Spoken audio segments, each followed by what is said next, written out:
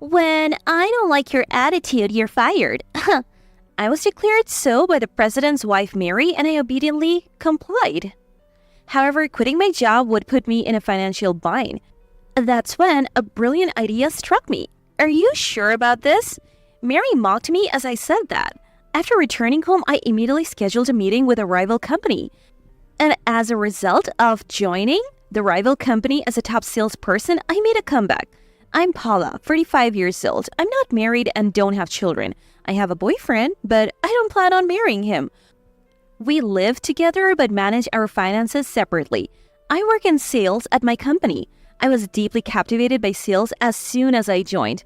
I believe I have a fair amount of sales talent. This confidence started with the Rookie of the Year award in my first year. Since then, I've consistently been the top performer, surpassing all my peers. I maintain the best record in the company and no one has yet surpassed my past achievements. My status in the company has significantly changed over time. Now recognized by the president, I'm invited to important meetings to share my opinions. I'm proud of that. One day, I heard the president got married.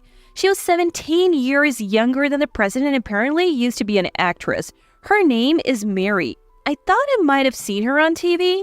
The president seemed completely smitten with Mary. I immediately conveyed my congratulations to him. He was pleased and invited me to their wedding.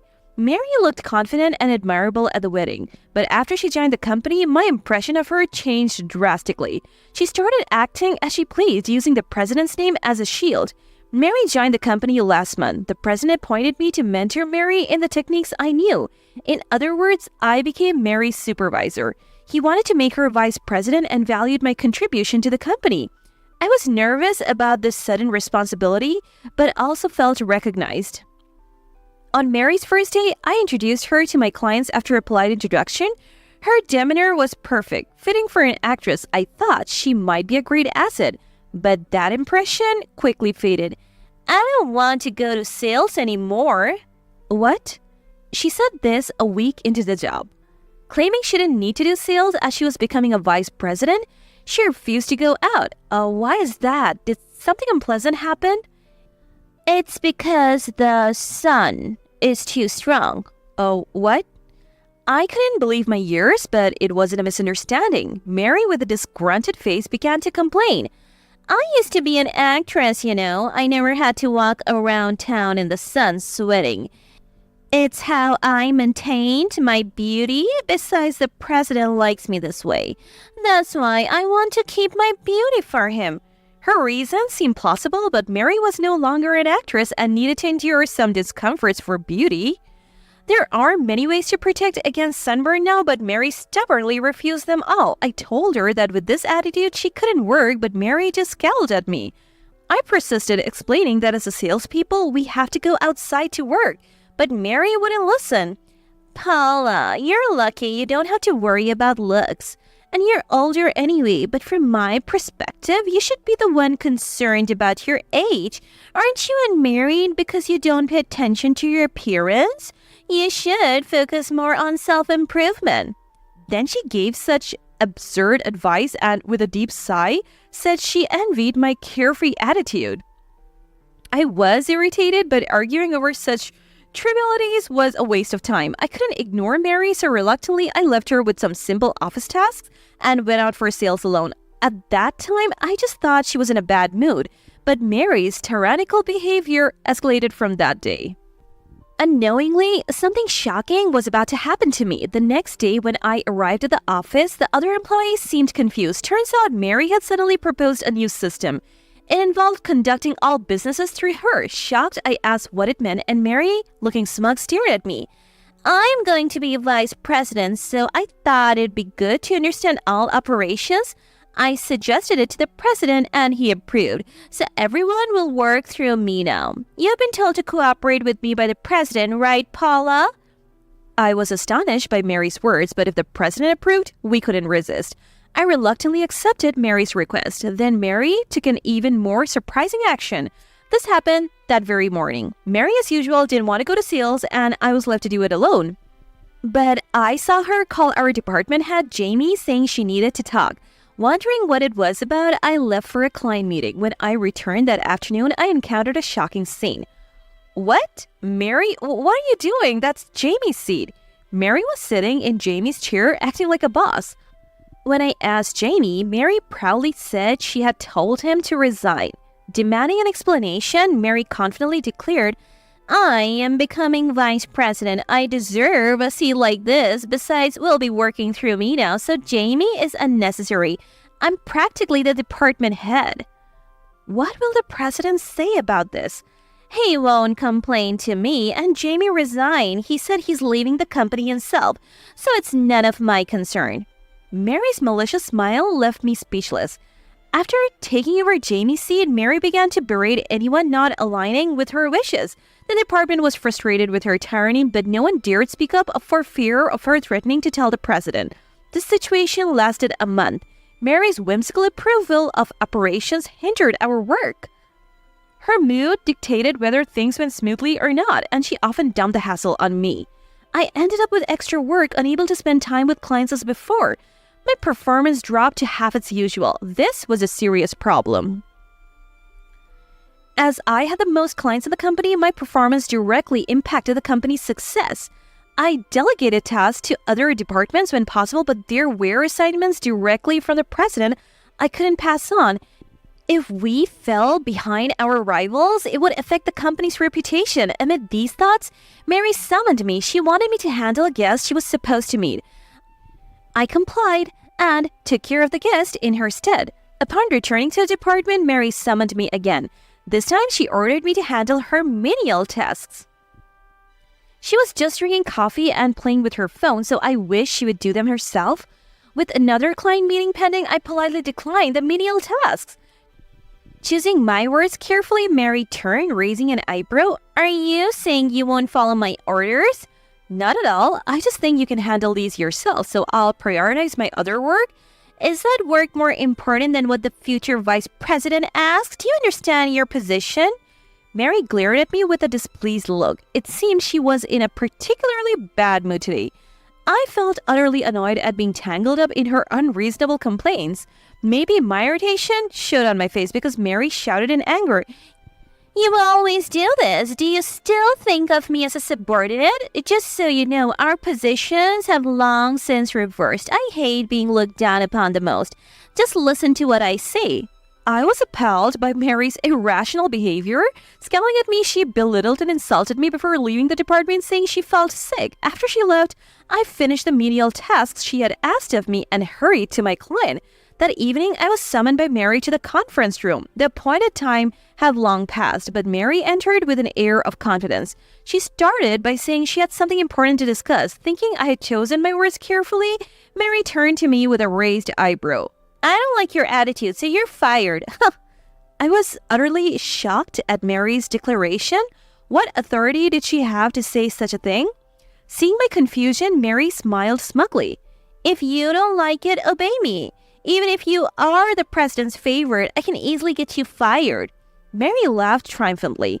Stunned by this unexpected turn, I realized that obeying Mary would only lead to terrible treatment. Despite the president's request, I was beginning to feel like being manipulated by Mary was unacceptable. However, quitting would mean financial struggles.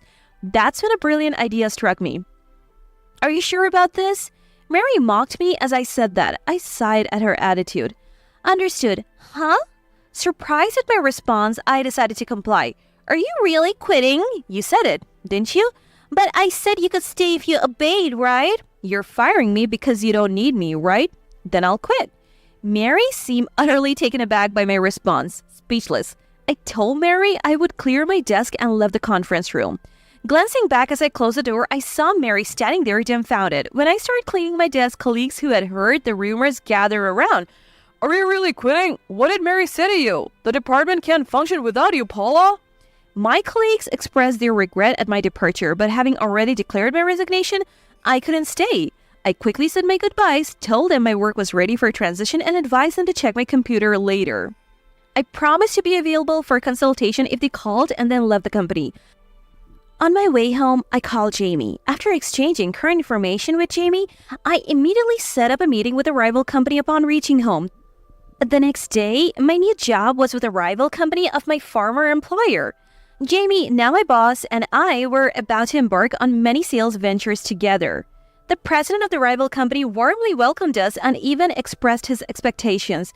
My boss seemed revitalized by returning to fieldwork. It feels like old times. I always admired you as a department head, Jamie. Hey, I'm not a department head anymore. Right. Sorry about that. As we exchanged light-hearted banter and approached the company's front desk, we noticed something amiss. Wondering what was happening, my surprise grew upon seeing the woman at the reception. What are you doing here, Mary? There you are, Paula. Come back to our company right now. Huh? I invited an agitated Mary to a guest room to calm her down, asking Jamie to join us despite the inconvenience. I asked Jamie to join me despite the inconvenience. Everything's a mess. Mary had been ranting like this since she started talking. Since she insisted I return to the company immediately, I asked Mary why, considering she had fired me.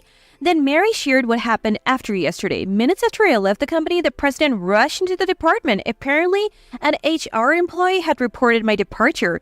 He was questioning and visibly upset with the other employees. Mary then explained the situation. I told her to quit because she always resisted me, and she quit just like that. She must be too proud and impatient.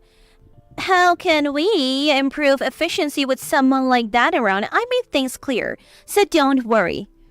Mary seemed to think she did the right thing in firing me. She even believed that her personality traits would reveal to the president that he was being deceived. However, the president yelled at Mary. What have you done? Are you trying to ruin my company? Huh? Mary was shocked, having been yelled at for the first time. She had never been scolded before, no matter what she did. She confronted the president, suspecting him of infidelity. The president scolded Mary. He elaborated on how much I contributed to the company and declared he wouldn't let her be involved in business matters anymore for pushing out a valuable employee. Wait, aren't you going to make me vice president? Why would I make someone who doesn't listen to others and acts unilaterally on important matters a vice president? I was happy Mary took an interest in the company. I wanted her to learn skills from Paula, but why did she do this? The president was distressed, holding his head. He even heard that I joined a rival company and was despairing that his company would now fall behind significantly. Unaware of my vital role, Mary was held responsible for letting me go. Mary was furious, but the president's anger was even more intense. He apologized to all employees present, tears in his eyes. The employee said it's not the president's fault and blamed Mary. Still, the president felt responsible, saying it would be his fault if the company failed because Mary was his family. The situation was calmed by the president's secretary. The secretary hastily approached and managed to take the president away for the moment. Although the secretary reassured him that the company wouldn't collapse so easily, the president seemed anxious, worried that a rapid decline in performance would lead to a loss of trust and the company's inability to function. I did it for the best. Now he even said he'll divorce me. If you return to the company, I won't have to get divorced. So come back right now. Hearing this, I exchanged glances with Jamie, who was beside me. Then I denied her request, stating it was impossible. To Mary's howling question of why, I explained that we had our positions in this company to consider. Just because you have transferred, what position do you think you have? An ordinary employee acting all high and mighty? Just come back. Annoyed by Mary's words, we decided to enlighten her about our current positions. Unfortunately, I am now a division head at this company. My boss here, who was a department head at your place, is now an executive officer here. We're not in positions to be easily discarded. Hearing this, Mary gasped in disbelief, looking at us. What do you mean? How can you be in management positions just after transferring? We are listed as transfers, but in reality, we were headhunted. What? We had offers for a long time, but we declined because of our gratitude to your company. However, after you came and we were dismissed, we lost our place. We approached this company's president, and as a result, we were welcomed with great treatment. Mary was dumbfounded at my calm explanation. Jamie and I looked at her coldly. That's why we can't and won't return. You should face your own responsibilities instead of staying here. How can you abandon me? You abandoned us first. Mary turned pale, shocked by my words. Seeing her face, I felt slightly relieved. After being treated so badly and overworked, it seemed fair to be a bit harsh. Unsatisfied, Mary leaned towards me, trying to intimidate. Why refuse when I'm telling you to come back? You owe my husband's company, don't you? The president is competent. He can maintain performance even without us. We do feel in debt to him, but you took away the chance to repay that debt. But thanking her please wouldn't sway me. Mary turned to Jamie, but Jamie, like me, firmly refused to return. Mary persisted, offering good positions in her company, but we steadfastly declined. The president of the rival company who took us in when we were lost is our benefactor now. We regretted leaving our former president, but decided to repay our new company's kindness with results.